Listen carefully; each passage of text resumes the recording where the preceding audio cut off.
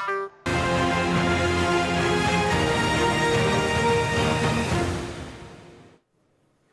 and welcome. I'm Bharat Pratap Singh. You're watching the fourth episode of the Bharat Pulse Survey. We at NewsX have conducted a poll on India's foreign policy amidst uncertainties, complexities and volatilities in the global order, whether in Russia and Ukraine or the Middle East or countries closer to home. We asked whether India's foreign policy has bolstered our global stature. Well, let's quickly take a look at your verdict. So this is what the respondents of this survey had to say to the various questions that we posed to them in this big survey.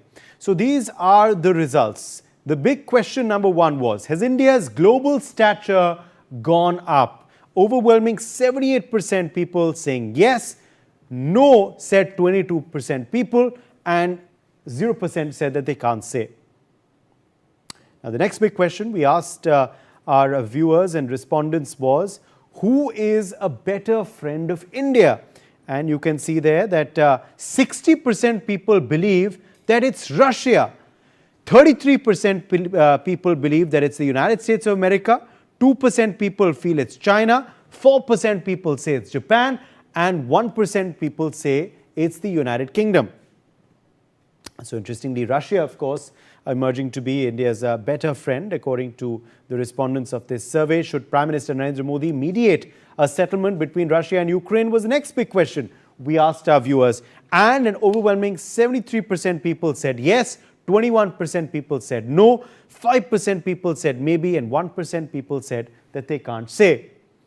Do you think foreign forces like George Soros are trying to influence affairs in India? Was the next big question that we asked our viewers. 74% people said yes, 20% people said no, and 6% people said that they can't say. Also, we asked the respondents of the survey, are you fearful of the global wars in Ukraine, Gaza and Syria leading to a nuclear war breaking out? Well, you can clearly see, of course, 51% people, slight edge there, saying yes, there is a possibility. 45% people said no, it will not lead to a nuclear war, and 4% people said that they can't say. The last question we asked our viewers in this segment was, why do you think the new Bangladesh government is being hostile towards India? 52% people said it's the Chinese Pakistani influence playing out. 27% people said genuine issues have arisen with India. 10% people said it's because of American influence, and 11% people said it's none of the above. So these, of course, are the big questions and the results of the survey. Let's now open it up to our guests as well, joining us for their view on this big story and the big responses, the big findings of this Bharat Pulse survey on India's foreign policy. Let me bring in Veena Sikri, former diplomat. She's joining us live. Also with us is Madhav Nalapat, editorial director of the Sunday Guardian. Ambassador Sikri, let me bring you in here first on the first big result thrown up. So overwhelming 76% people believe that, 78% people believe rather, that India's global stature has risen over the past few years. What do you make of that response? I think it's an accurate response. I think it's a very positive and good response because certainly in the last 4 years, let's begin with the COVID crisis and going on from 2020, it's just been one more difficult year than the last. You know, 2020 was the COVID crisis. 2021, you had the Myanmar crisis when the Myanmar army overthrew the elected government of Aung San Suu Kyi. And since then, it's been downhill in Myanmar. In 2022, you had the Russia-Ukraine conflict beginning, which is still going on. October 2023, you had the Hamas-led attack on Israel, which is still a terrible crisis. And of course, in 2022, we also had the Sri Lankan economic crisis. In India's own neighborhood, you've seen Myanmar in 2021, you've seen the Sri Lanka economic crisis in 2022, where India gave a very big helping hand. And of course, then from July, August 24, you've seen the Bangladesh crisis. And I think the way in which the government of India has handled each of these crises, global and regional, and a combination because everything's happening at the same time. These are absolutely overwhelming, overlapping crises which have made the world a much more difficult place, leading to your question about the possibility of nuclear war. But I think that the government of India has adhered to both its policies of strategic autonomy, and on the Ukraine-Russia conflict, we've seen that India's positive role in this conflict, India's role in talking to both sides of the conflict, emphasizing the need for dialogue and diplomacy and an end to war, has earned India a great deal of global respect worldwide, because more and more people believe that India can be and should be even a mediating partner between these two conflicting nations, and that again is reflected in your answers. And similarly, even in the Hamas conflict and the Israeli response, India has tried to steer its way between a big focus on having the two-state theory, having a Palestinian state, and at the same time saying no to terrorism quite firmly and saying that terrorism should not be allowed to exist. I think our role in our neighborhood, the way in which we helped the Sri Lankan crisis, this builds up even from the COVID onwards, when we helped all our neighbors with our Maitri vaccine diplomacy, and we sent these vaccines across even when there could have been a shortfall in India, but we were able to overcome that, and we were able to help our friends in our neighborhood and across the world. And this has had a tremendously positive impact on India's stature, on India's leadership of the global south. Because I think here we have to add also the G20 summit, which was held in India. And this too has had a tremendous boost for India, not only globally with the developed world, but also as a leader of the global south. And we've had virtual global south summits also, 2 or 3 of them, which have really bolstered and strengthened India's leadership of the global south, and the trust which the countries of the global south are willing to place in Prime Minister Modi and his government, External Affairs Minister Jai Shankar and all the others. And we've seen that this team has really brought to India a role in world policy where there's very little that will happen without somebody or the other turning to India. The world community, the UN, the principal participants in any conflict, our neighborhood, and always looking at India as a country which will give a positive response, certainly in keeping with our own interests, but also in keeping with the interests of regional cooperation, regional peace, and world stability. I think what has happened in Bangladesh from July and August of this year has been a severe test for India's diplomacy, and a severe test for the people of Bangladesh, and a severe concern for India because of the potential spillover effects impact on India, since we have a 4,000-kilometer border with Bangladesh, and the severe disturbances that are there. There is law and order, no stability. Right. No, I'll come back to you. I'll come back to you for some more perspective on the other big questions as well. But right now, let me quickly bring in Professor Nalapat as well for a quick response on this question on India's global stature. Clearly, it has risen, say, the overwhelming respondents of this survey, just 22% people saying no out of 100%. Professor Nalapat, how do you view that? Well, I'd like to say, Uday, I'd like to compliment your viewers on the fact that they are very accurate in reflecting choices. And there's no question that the overwhelming majority in support of the view that India's global stature has risen is absolutely correct. It has risen. And the basic reason is that Prime Minister Modi is not looking to be a deal maker. He is looking to be a peacemaker. You know, as has correctly been said by Ambassador Sikri in the case of Sri Lanka. I mean, even if you examine further, you'll find even in Nepal, even in the Maldives, and India has been very helpful, even though governments there were far from helpful. So India has shown very clearly it's a good neighbor. As far as the global south is concerned, India is the largest country in the global south. The Chinese, frankly, don't belong to the global south. They are definitely part of the global north, both geographically as well as in terms of GDP. So India is definitely taking along the global south and looking at the interests of the global south.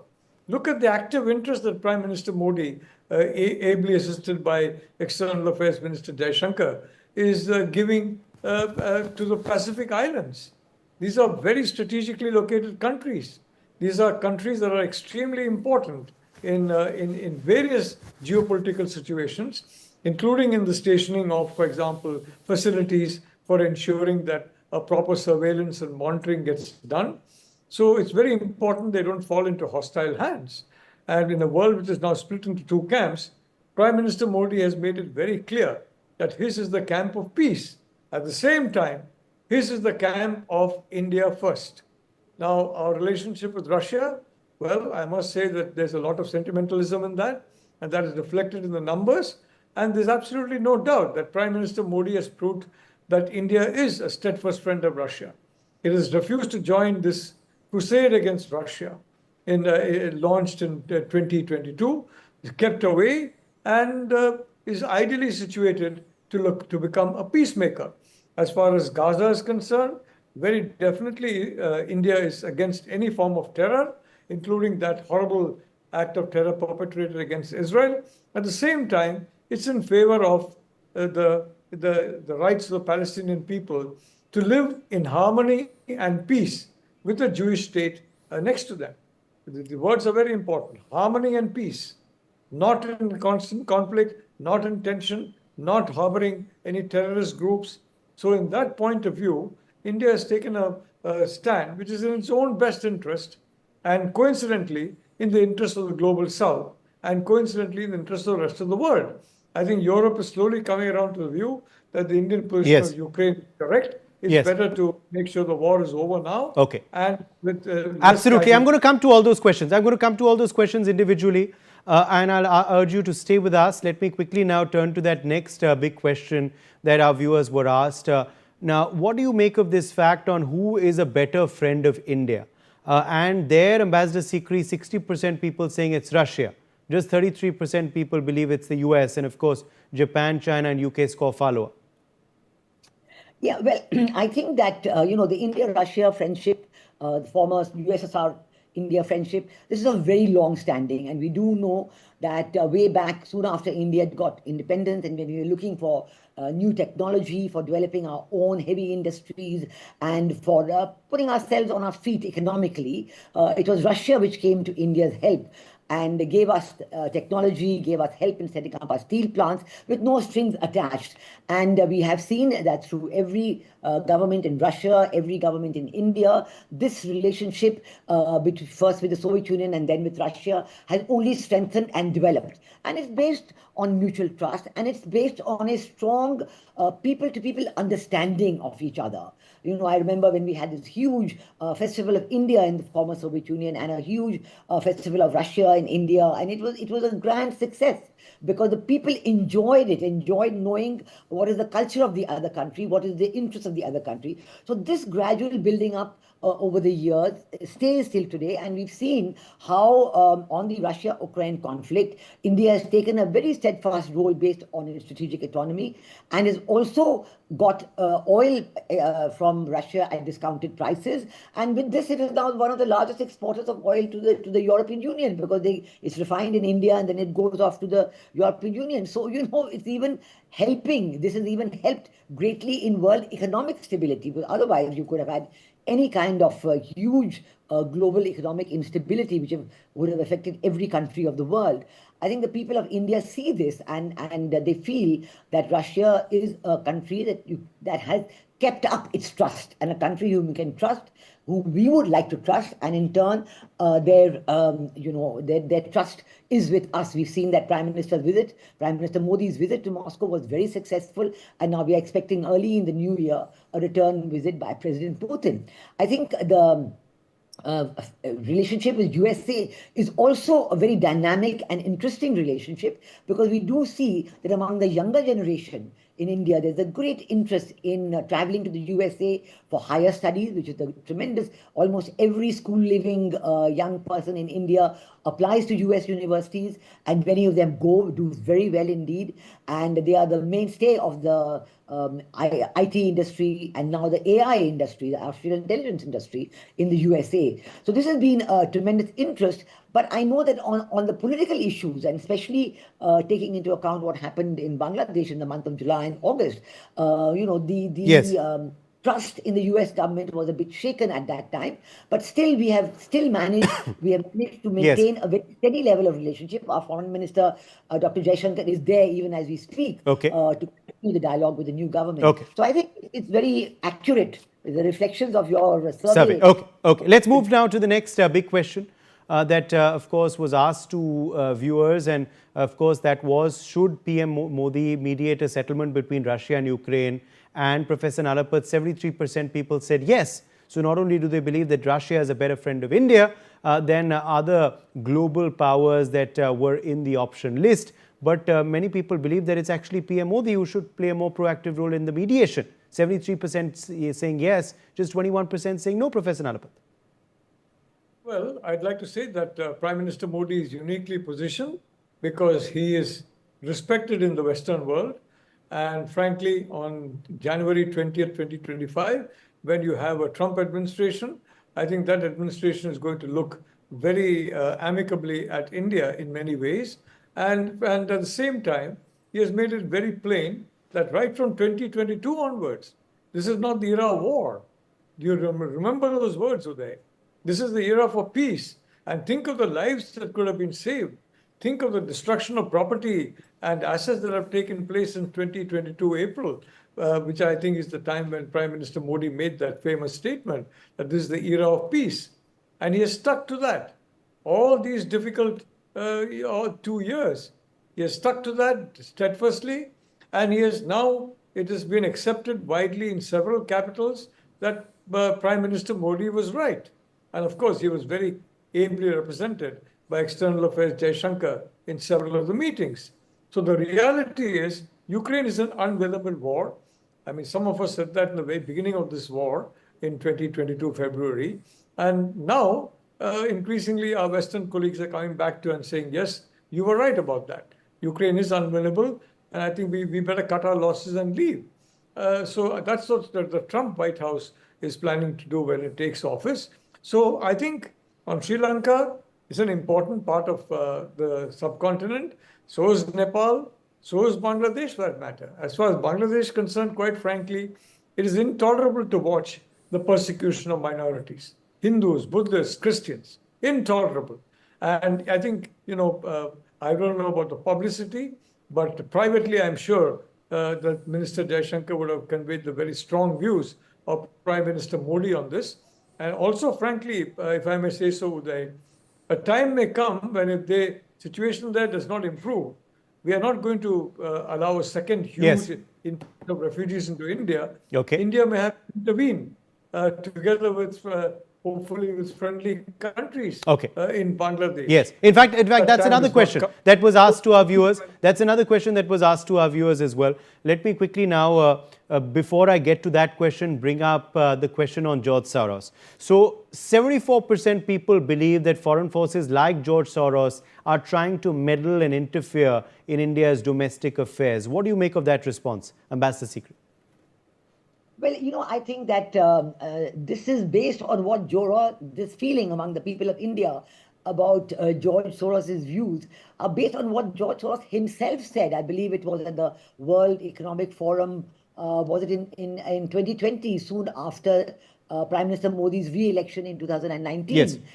At that time, he had said that, he's going to put in a huge lot of money to make sure that Prime Minister Modi doesn't win the next time. And we saw over the last 5 years, between 2019 and 2024, all kinds of efforts and, propping up various groups and people and political parties and all kinds of actions, which was certainly not in the interests of India, and even trying to influence stock markets and putting out reports about Indian companies, a tremendous attack on the political, economic and financial stability. But I must say that it is to the credit of the leadership of India and to Prime Minister Modi's government and his team members that they were able to withstand all these attacks and able to deal with them in a very positive and balanced way. At the same time, they were able to grow the Indian economy by leaps and bounds, by projecting India, by changing the laws, by doing reforms, economic reforms, ease of doing business, by projecting India as the most important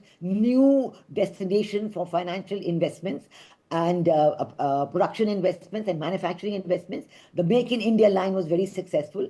Side by side, I think India's efforts to strengthen our defense capabilities, our security interests. This has been very important because the modernization of India's defense forces has been really a remarkable success story after decades of languishing, against modernization, where we would go towards modernization, there would be some scandal or scam, and everything would fall back by 5 or 7 years.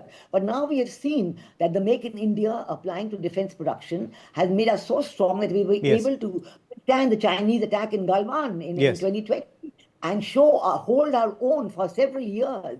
And now, of course, the de-escalation in place. So this has been George Soros's lack of support from the Indian people is evident and real and very genuine. Okay, let's quickly now bring in our next a big response that has been thrown up in this survey, and that is, of course, on the possibility of a nuclear war. And there it's a very close sort of mixed verdict, where 51% people believe that the global wars in Ukraine, Gaza and Syria could possibly lead to a nuclear conflict, although 45%, which is still a big number, believe that no, that is not a possibility currently. Professor Nalapat, what do you make of that? Well, I am one of those who would be in that 45%, because frankly, a nuclear war is unthinkable. Once it starts, we don't know where it will end. And the Russians, don't forget, have the strongest nuclear arsenal in the world.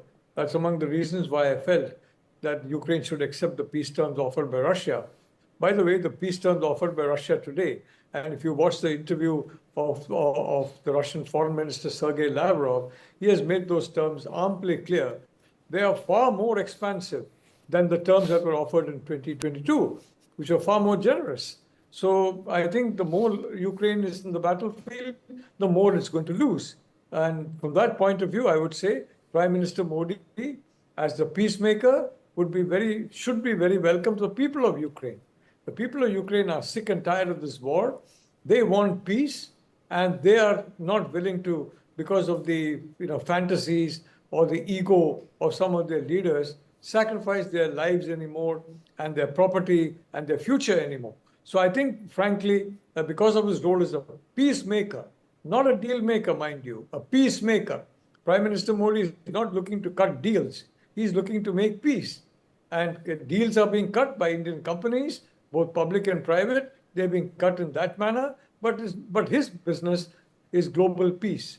Because frankly, even in terms of the big problem that's now coming regarding China, he's very well aware of the China threat. He has ensured security on the border. He has put a massive number of troops to ensure that there'll be no unpleasant surprise, as in 1962. If anything, surprise will be on the Chinese side.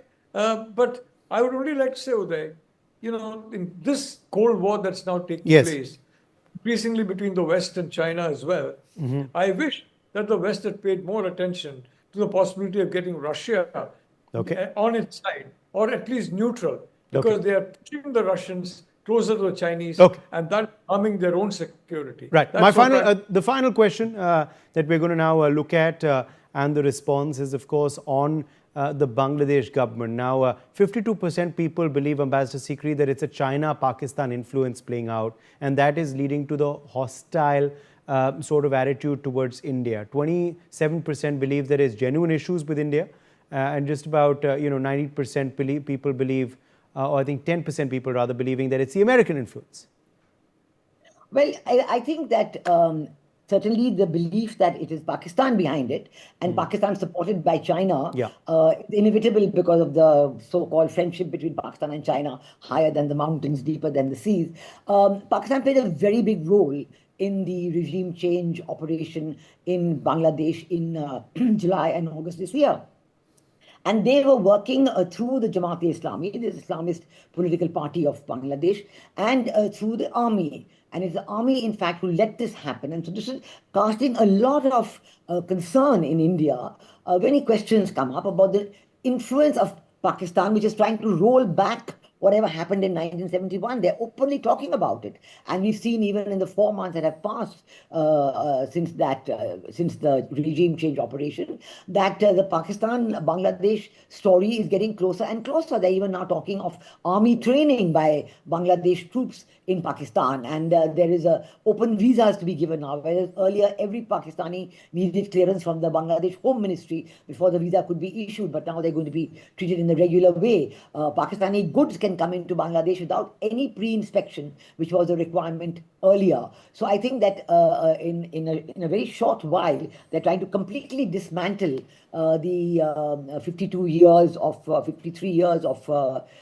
post-liberation Bangladesh constitutional support for a country based on democracy, secularism, nationalism, and social justice. So I think, but the fact that the Jamaat-e-Islami regime, which is now really calling all the shots, Yes. Professor Mohammed may be the chief advisor, but he really is unable and unwilling to do anything. He's just really more or less of a puppet. But the Jamaat-e-Islami is talking about reforms, constitutional reform before elections. Okay. And I think this is not finding favor with the people of Bangladesh. So I think this is why, that this whole business of China being Right. behind it, I would not discount here that, you will very soon see, particularly after President Trump comes to power, you might see a conflict between USA and China. Okay. Because I don't think USA would in any way cede even an inch All to right. China.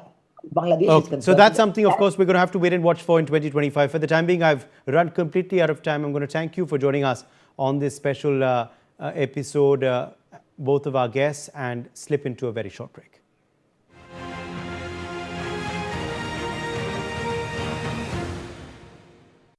Co-powered by PolicyBazaar.com.